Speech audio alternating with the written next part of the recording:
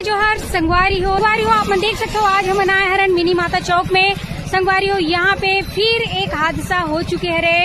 एक जने के यहाँ पे एक्सीडेंट में तो खत्म हो चुके हैं संगवारी हो। तो यहाँ पे देख सकते हो ये है मिनी माता चौक, जहाँ पास अभी हम आए हरन और कई मतलब वीडियो के माध्यम से पूरा यहाँ पास के जो हादसा हुआ संगवारी हो घटना वाला दिखाने वाला है। तो बने रहना आप मन।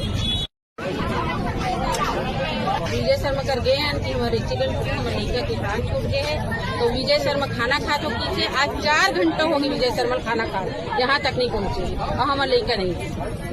तो लड़का नहीं है, दादी है, नानी है, माँ बेहोश है, बाप है, दो तरफ के बापू बेहोश है, बहनी बेहोश है।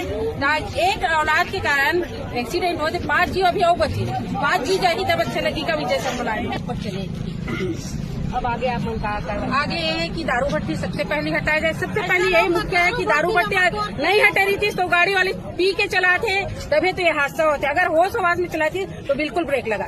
गाड़ी ली दो कि कहा थे मत देव कच्चा दिले रखी हम देखकर